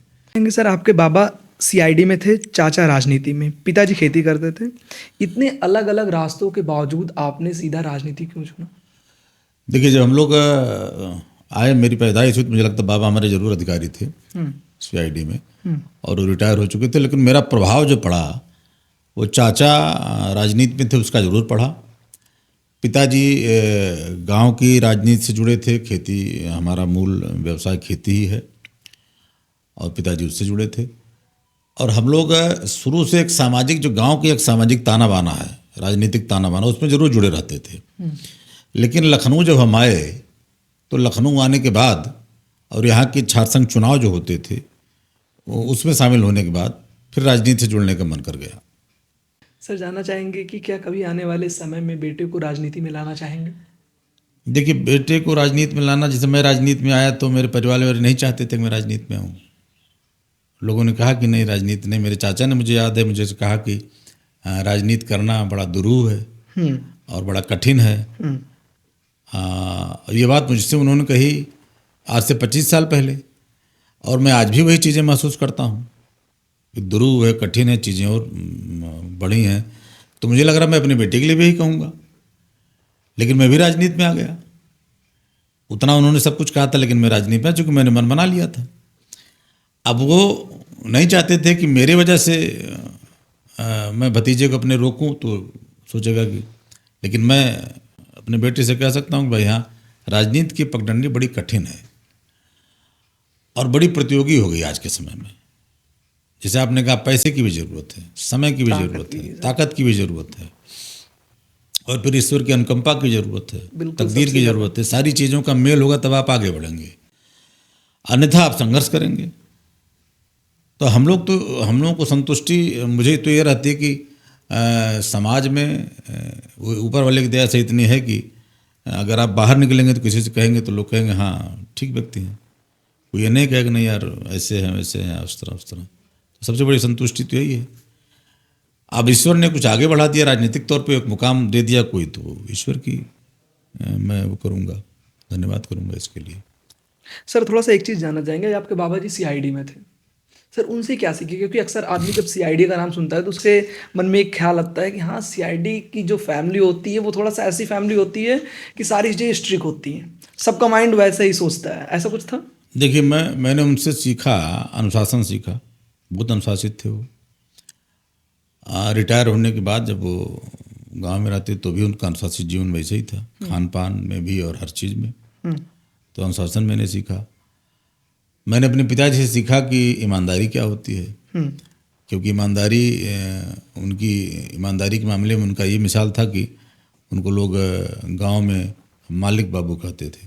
तो मालिक बाबू का ये था कि अगर मालिक बाबू पंचायत में हैं और उन्होंने कह दिया नहीं ये सही है, तो लोग मानते थे ये सही है, यही सही होना चाहिए जो ये कह रहे हैं। तो लोग उनका पंचायतों में बुलाते थे कि जो माली बाबू कह देंगे वही सही है। तो उनकी ईमानदारी का लोग कायल थे। मैंने उनसे ईमानदारी सीखी। मैंने परिवार के तमाम ऐसे लोग थे, मेरे दो बड़े भाई हैं जो लखनऊ में संजोग से, एक बड़े भाई हैं SK सिंह, वो महिंद्रा में थे, आज रिटायर हो गए, लखनऊ में वो भी रहते हैं। मेरे बड़े भाई जो मुझसे बड़े हैं वो इंजीनियर हैं लखनऊ विश्वविद्यालय में। आप कभी ऐसा किए किसी कमजोर के पक्ष में खड़े थे? मुझे लगता है कि ऐसे सैकड़ों उदाहरण होंगे, और वो उदाहरण कोई ऐसा नहीं कि कोई आप घर से बाहर निकलिए, इसी कमरे के बाहर निकले, रोड पे कोई दूसरे एक कमज़ोर आदमी, कोई मजबूत चार लोग किसी कमज़ोर को पीट रहे हैं और आप उनके लिए खड़े हो जाएं, तो यही कमज़ोर के पक्ष में खड़े होना है। बिल्कुल। कहीं किसी कमज़ोर को सता रहा, आप उसके पक्ष में खड़े हो जाएं, अगर वो सही है तो। ज़्यादातर वो सही होता है, कमज़ोर आदमी कभी गलती बहुत कम करता है। बिल्कुल। कमज़ोर आदमी अगर बहुत मजबूर नहीं तो ईमानदार भी रहता है। तो मुझे लग रहा है कि उसके पक्ष में खड़े होने के कई ऐसे अवसर आते हैं। आप विश्वविद्यालय में थे, हम लोग तो विश्वविद्यालय में ऐसे कई अवसर आते थे। कोई कमज़ोर छात्र था, कोई इस तरह रैगिंग होती थी, किसी कमज़ोर छात्र के पीछे लोग पड़ जाते थे, हम लोग उसको बचाते थे कि नहीं इसकी रैगिंग नहीं होगी। तो इस तरह की कई ऐसी घटनाएं, क्या ऐसे प्रसंग आते हैं कि जिनका दैनिक जीवन में आपको इस तरह की तमाम चीज़ें मिल जाएंगी कि जिसमें आपको लगेगा कि हम इनके पक्ष में खड़े होना चाहिए, और हम लोग खड़े हुए, और खुद को संतुष्टि होती उससे। प्रदीप सिंह बब्बू जी को किस चीज़ों से प्रेरणा मिलती है? जैसे गाने, फिल्म, बुक्स पढ़ना, किन चीज़ों से ज़्यादा प्रेरणा मिलती है? मुझे लग रहा है पढ़ने में, किताबों को पढ़ने में, मुझे आज भी, मैं रात में सोता हूँ तो सोने के पहले मैं ज़रूर किताबें पढ़ता हूँ। दिन भर चाहे जो जैसा रहे, लेकिन सोने के पहले मैं किताबें पढ़ता हूँ। सर कौन से बुक्स पढ़ने में ज़्यादा इंटरेस्ट है? ज़्यादातर तो राजनीतिक किताबें ही, जिनका एक राजनीतिक कोई न कोई, चाहे गांधी के ऊपर पढ़े, लोहिया के ऊपर पढ़ा मैंने, आजकल दीनदयाल के ऊपर पढ़ रहा हूँ। तो किताबों के, राजनीतिक संस्मरणों के, इन सब किताबों को पढ़ने का शौक़ हमेशा रहा है, और आज भी उतना ही। आज भी मैं जाता हूँ कभी विधानसभा में तो लाइब्रेरी में जाता हूँ, और मुझे वहाँ की लाइब्रेरी से किताबों को निकाल के लाता हूँ। मेरे पास हमेशा 2 किताबें लाइब्रेरी की रहती हैं, राजनीतिक किताबें जो मैं पढ़ता हूँ। मुझे याद है एक बार मैं लाइब्रेरी में था, और उस समय के भाजपा सरकार के एक मंत्री थे सुरजीत सिंह डंग, तो वो भी आ गए लाइब्रेरी में और किताबें देख रहे थे, मैं भी था बगल में। तो उन्होंने कहा कि आप, परिचय हुआ तो उन्होंने कहा, मैंने बताया मैं प्रदीप सिंह बब्बू, समाजवादी पार्टी से। बोले समाजवादी पार्टी से? हमने कहा जी। तो बोले आप समाजवादी पार्टी वाली किताब पढ़ते हैं? तो मैंने कहा कि हाँ मैं पढ़ता हूँ फिलहाल। तो कहने का मतलब कि मैं किताबों का शौकीन शुरू से रहा हूँ, और एक अच्छे स्कॉलर के तौर पे मैं शुरुआत से था। मुझे स्कॉलरशिप भी मिलती थी। ओके। हाई स्कूल के बाद मुझे स्कॉलरशिप मिलती थी। एक एग्ज़ाम होता था, उसको मैंने पास किया तो मुझे स्कॉलरशिप मिलती थी। पढ़ने वाले लोगों में था, संयोग से पढ़ते पढ़ते राजनीति की तरफ आ गया। बिल्कुल। सर जानना चाहेंगे क्या कभी ऐसा मन में ख्याल आया कि राजनीति छोड़ देनी चाहिए? अभी तक तो ऐसा कभी ख्याल नहीं आया, और मुझे लगता है ये आएगा भी नहीं कभी कि मैं राजनीति को छोड़ दूँ। राजनीति ऐसी रच बस गई है कि छोड़ने का तो कभी सवाल ही नहीं उठता। अगर आप आज राजनीति में ना होते तो कहाँ होते? हकीकत कहिए तो मैंने कभी सोचा ही नहीं कि मैं राजनीति में नहीं रहूँगा तो कहाँ रहूँगा, क्योंकि मैंने उस दिशा में, आपको ये जान कर आश्चर्य होगा कि मैं जब पढ़ रहा था तो मैंने कभी एक भी कंपटीशन के लिए मैंने अप्लाई नहीं किया। मतलब मेरे जहन में आ गया कि मुझे राजनीति करनी है। बिल्कुल। मैंने एक भी कभी कंपटीशन के लिए अप्लाई नहीं किया कि मुझे ये नौकरी करनी है। वो सोचा ही नहीं कि मुझे नौकरी करना, किसी के उसमें रह के और मैं सुबह से लेकर शाम तक एक जगह बैठ के, तो मैं कहाँ रहूँ मैंने कभी सोचा ही नहीं है। तो इस नाते ये बड़ा मुश्किल सवाल है कि मैं कहाँ रहता। हालांकि पढ़ने वाला मैं स्कॉलर इस तरह से था कि जैसे मैं मैथ का बड़ा मेधावी छात्र था, तो लोग ये कह रहे थे इंजीनियर बनेगा, वो बनेगा, लेकिन मुझे नहीं लगा था, उस समय भी मुझे नहीं लगता था कि मैं कभी इंजीनियर बन के जाऊँगा या कुछ करूँगा। तो शुरुआत में था ऐसा कि आगे राजनीति में आप अपने आप को कहाँ देख रहे हैं? जहाँ ईश्वर चाहेगा, जहाँ भगवान श्री राम चाहेंगे, और जहाँ हमारी पार्टी चाहेगी, जहाँ मेरी किस्मत रहेगी वहाँ तक पहुँचूँगा। किसी चुनाव की तैयारी कर रहे हैं? चुनाव की तैयारी तो मैंने कहा कि मैं तो पहले भी लखनऊ पूर्वी विधानसभा से तैयारी कर रहा था, लखनऊ एक ऐसी ऐसी जगह है जहाँ से हमारा लगभग 35 सालों का सानिध्य रहा इस शहर से, इस शहर के लोगों से। तो मुझे लग रहा है कि जो भी क्षेत्र रहेगा, चाहे पार्टी तय करेगी या जो भी तय करेगी, हम लखनऊ या लखनऊ से दूर अपने गृह जनपद की तरफ निर्णय पार्टी करना है, बढ़ना हमको आगे। आज के समय जो नई युवा पीढ़ी राजनीति में आ रही है उनके लिए क्या सलाह देना चाहेंगे आप? आज की जो पीढ़ी है उसके लिए जरूर ये कहूँगा कि पार्टी के प्रति, पार्टी के विचारधारा के प्रति आप उनके प्रति और अपने उन नेताओं के प्रति जिन्होंने पार्टी को खड़ा किया है, आप निष्ठावान बने रहें। और सिर्फ रील की इमेज से बाहर आके रियल इमेज में भी आप हीरो बने, क्या बात। ये बेहतर रहेगा। इसलिए कि रील की इमेज में बहुत अस्थाई नहीं रहती। रियल इमेज आपको आपके जहन में, लोगों के जहन में आपका एक अस्थाई वो दे देगी कि ये व्यक्ति ऐसा है, और उसका लाभ आपको मिलेगा राजनीति में आगे बढ़ने में। सर, क्या राजनीति अब सेवा है या पेशा? सही मामले में कहूँ तो राजनीति करने का लोग आते तो सेवा के लिए है, लेकिन वो पेशा हो जाती है। और जो पेशा कर रहे हैं वो भी राजनीति में आगे बढ़ रहे हैं, बिल्कुल। जो सेवा कर रहे हैं वो थोड़ा धीरे धीरे बढ़ रहे हैं। पेशा करने वाले देखने कुछ लोग आगे बढ़ गए। तो मुझे लग रहा कि वो जो नज़ीर स्थापित कर रहे हैं एक गलत नज़ीर हो रही, लेकिन लोगों उसको कहीं न कहीं लोग उसको अपना आदर्श मान रहे हैं। बिल्कुल। लेकिन राजनीति के मूल रूप से आपको आना हो पड़ेगा सेवा के लिए ही। पैसा करने वाला भी आप पूछेंगे तो कहेगा मैं सेवा कर रहा हूँ। तो सेवा तो करना आपका मौलिक उत्तरदायित्व है अगर आप राजनीति में हैं तो, और आना भी चाहिए आपको सेवा के लिए। इससे ज़्यादा कोई ज़रूरत होती नहीं, आदमी की अपनी ज़रूरतें पूरी होती रहें, ये बहुत है। सर, एक राजनेता से लोगों को उम्मीद क्या रहती है जो आप सबसे बड़ा नोटिस किए हो? राजनेता से एक उम्मीद, एक तो राजनेता को खुद एक ऐसा आदर्श प्रस्तुत करना चाहिए जो उसके बाद उसकी आने वाली पीढ़ी उसको अपने आदर्श के रूप में देखे। हम लोग देखते हैं अपने आदर्श के रूप में आज जो हैं, मोदी जी हों, चाहे हमारे मुख्यमंत्री योगी जी हों, जो नहीं हैं राजनीति में, अटल जी हों, मैंने चंद्रशेखर जी से बहुत कुछ सीखा है। तो मुझे लग रहा है ये सब लोग ऐसे जो कहीं न कहीं अपने विचारों से, अपने व्यक्तित्व से, अपने कृतित्व से उन्होंने एक आदर्श प्रस्तुत किया है। राजनेता अगर कोई है, नेता और राजनेता में एक मौलिक अंतर जरूर होना चाहिए कि नेता तो आपको लखनऊ में और सड़क पर निकलेंगे तो बहुत दिखेंगे। राजनेता जरूर ऐसा होना चाहिए जो आदर्श प्रस्तुत करे और लोग उसको अपना आदर्श माने। इस तरह की चीज़ें आपके अंदर होनी चाहिए अगर आप राजनेता कहलाने का हक रखते हैं तो, नहीं तो कोई बात नहीं। सर, मैंने किसी से सुना कि हमारे देश में 145 करोड़ जनता है और सिर्फ सुबह उठ के सभी राजनेताओं को सिर्फ ये बता दिया जाए कि जो 150 करोड़ की जनता है वो आपसे एक उम्मीद लगा के बैठी रहती है, तो शायद देश बहुत आगे चला जाएगा। देखिए, लोगों की उम्मीद तो रहती ही है। लोगों की उम्मीद नौकरशाही से नहीं रहती।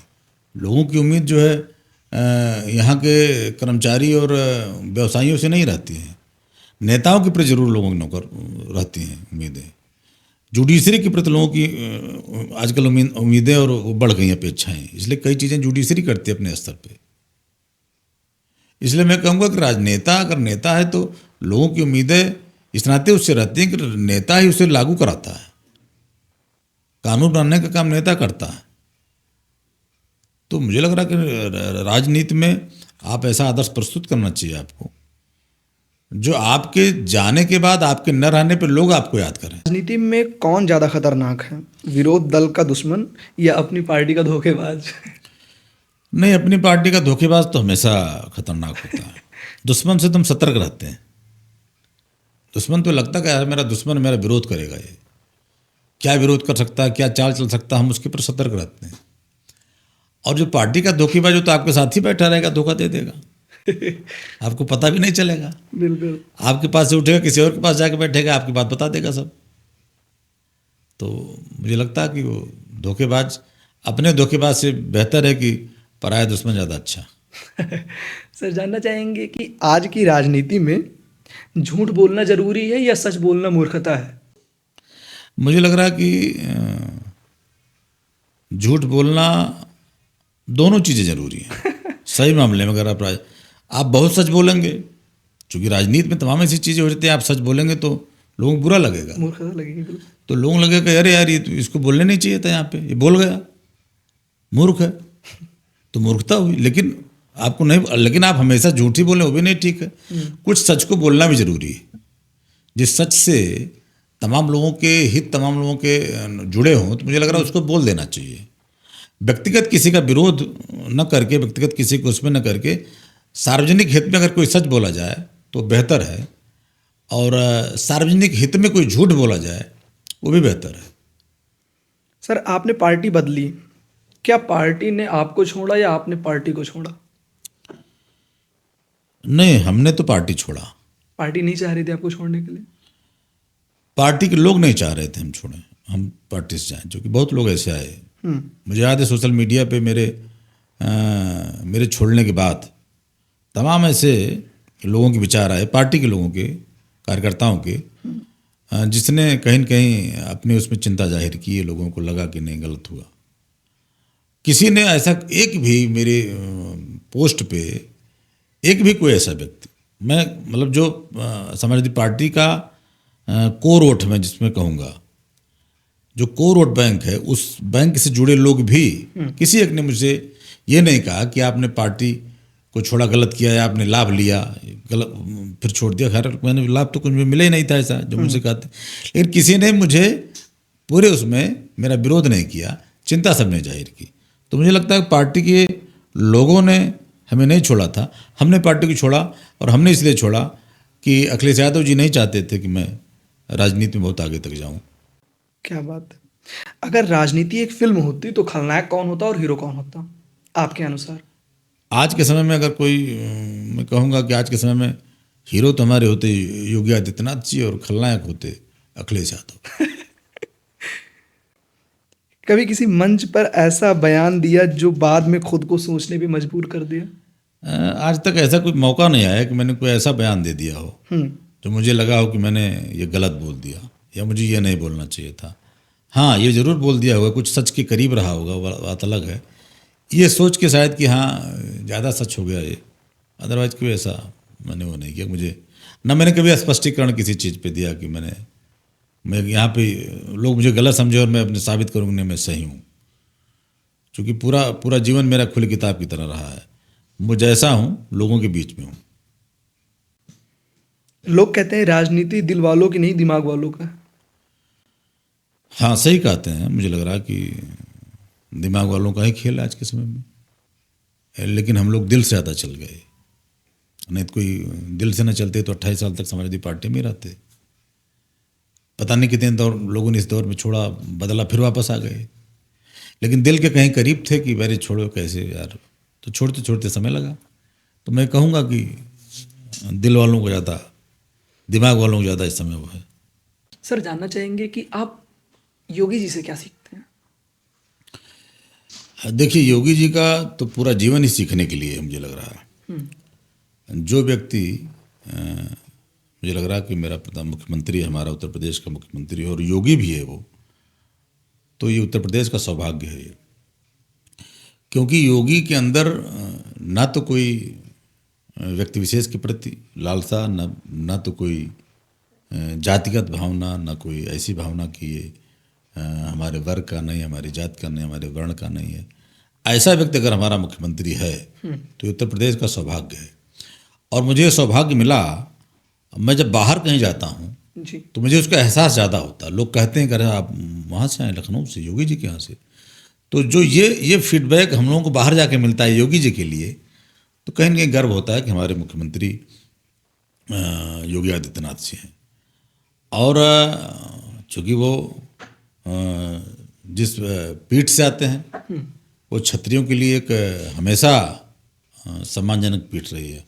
क्षत्रियों ने हमेशा वहाँ पे अपना सर नवाया है और सम्मान दिया है। उस पीठ से निकला हुआ व्यक्ति और आज उत्तर प्रदेश का नेतृत्व कर रहा है, तो मेरे लिए बड़े सौभाग्य की बात है। सर बहुत कुछ उनसे सीखता हूँ। बिल्कुल सर, अक्सर लोग कहते हैं कि भारतीय जनता पार्टी हिंदुओं की पार्टी है। क्या आपका मानना है कि भारतीय जनता पार्टी सिर्फ हिंदुओं के लिए काम कर रही है? नहीं, कोई ऐसा मैं नहीं कहूँगा। इसलिए नहीं कहूँगा कि आज मोदी जी जो भी कर रहे हैं सबका साथ, सबका विकास, सबका विश्वास, ये जो भावना है, ये जो मोदी जी की भावना लोगों के बीच में तिरोहित हुई है, मुझे लग रहा है कि वो किसी एक के लिए नहीं, किसी एक जात वर्ग के लिए नहीं, किसी एक धर्म के लिए नहीं है। आज जो योजनाएं आ रही हैं, उन योजनाओं का लाभ मुझे लग रहा है कि हर वर्ग बराबर ले रहा है। अगर हिंदू ले रहा है तो मुस्लिम भी ले रहा, और भी जो धर्म के लोग वो भी ले रहे हैं। तो ये कहना कि ये हिंदुओं की पार्टी है, अब तो कई लोग ऐसे, हमारे कई नेता हैं जो माइनॉरिटी के हैं, प्रदेश सरकार में मंत्री हैं, हमारे विश्वविद्यालय के एक पूर्व छात्र विश्वविद्यालय माइनॉरिटी के मंत्री हैं। तो ये नहीं कह सकते कि एक धर्म की पार्टी है, अब तो सबको लेकर साथ चलती है। और मोदी जी जैसा नेतृत्व जब है, जो स्वयं कहता है कि सबका साथ सबका विकास, तो उसमें ये चीज़ें कहीं पीछे छूट जाती हैं। सर, आप तो छात्र राजनीति से निकले हुए हैं, आप बता सकते हैं कि पेपर लीक के जो इतने मामले आते हैं, खासकर कि अभी उत्तर प्रदेश का पेपर हुआ, यहाँ तक कि एसएससी के कई पेपर हुए, इन सब में जो पेपर लीक के मामले होते हैं, इन पे क्या कहना होता है? क्या ये मामले नहीं सही हो पा रहे हैं, ये सरकार ध्यान नहीं दे रही इन चीज़ों पर? नहीं, सरकार, जब पिछली सरकारों ने जो परंपरा शुरू की थी, ऐसे अवसर पे क्या होता था कि पिछली सरकारों में एक रैकेट काम करता, सिंडिकेट काम करता था। वो सिंडिकेट काम करके चला जाता था, पता भी लोगों को नहीं चलता था, पेपर लीक भी हुआ। अब जो सरकार, योगी जी के नेतृत्व में जो सरकार काम कर रही है, वो सिंडिकेट काम नहीं कर पाता। हम उसको पकड़ते हैं, सरकार पकड़ती है, उसको दंडित करती है, तो पता लगता है कि पेपर लीक हो गया। लोगों के बीच चर्चा का विषय होता है, क्योंकि पिछली सरकारों में चर्चा के विषय भी नहीं होता था, और वो सिंडिकेट अपना काम करता था, अपने लोगों को एग्ज़ाम में पास कराता था, इंटरव्यू में पास कराता था, और फिर वैकेंसी फिलअप होती थी, इस तरह। अब जो सरकार है उस पर ये सब चीज़ें नहीं हो पा रही हैं, तो लोगों के बीच में चर्चा के विषय। और योगी जी के आने के बाद जितने भी कांड हुए हैं, सब में दोषी पकड़े गए हैं, उनको दंडित किया गया है, और आप देख रहे होंगे अभी चीज़ें धीरे धीरे कम होती जा रही हैं और अब लगभग थम गई हैं। सर, अतीक अहमद का दोषी कहाँ है? मुख्तार अंसारी का दोषी कहाँ है? हाँ, निश्चित तौर से जो लोग पकड़े गए थे वो आज भी जेलों में हैं, उनके खिलाफ ट्रायल हो रहा है, मुकदमा चलेगा, उनको दंडित किया जाएगा। प्रधानमंत्री नरेंद्र मोदी से क्या सीखते हैं आप? अब प्रधानमंत्री नरेंद्र मोदी निश्चित तौर से एक ऐसे व्यक्ति हैं जिनको आप कर्मयोगी कह सकते हैं। और जो व्यक्ति आज विश्व का एक सबसे बड़े नेताओं में शुमार हैं, ये हमारे लिए गौरव की बात है। आज भारतीय जनता पार्टी इतनी बड़ी पार्टी बन गई, जो विश्व की नंबर 1 पार्टी बन गई। इसके पीछे अगर किसी का मार्गदर्शन है, किसी का दृष्टिकोण है, तो आदरणीय मोदी जी का है। तो मुझे लग रहा है बहुत कुछ उनसे सीखने का अवसर मिलता है। और जब तक उस देश का नेतृत्व कर रहे हैं, मैं देख रहा हूँ कि देश निरंतर आगे बढ़ रहा है, हर चीज़ में, चाहे रक्षा के क्षेत्र में हुआ, चाहे वैदेशिक क्षेत्रों में हुआ, चाहे आपको गृह क्षेत्र में, तमाम ऐसी चीज़ें हैं, हम हर तरफ बढ़ रहे हैं। तो उनका नेतृत्व एक हम लोगों के लिए गौरवशाली नेतृत्व है, और हम उससे सीखने का अवसर मिलता रहता है। सर, इस पॉडकास्ट के माध्यम से हमारे दर्शकों को अंतिम क्या संदेश देना चाहेंगे?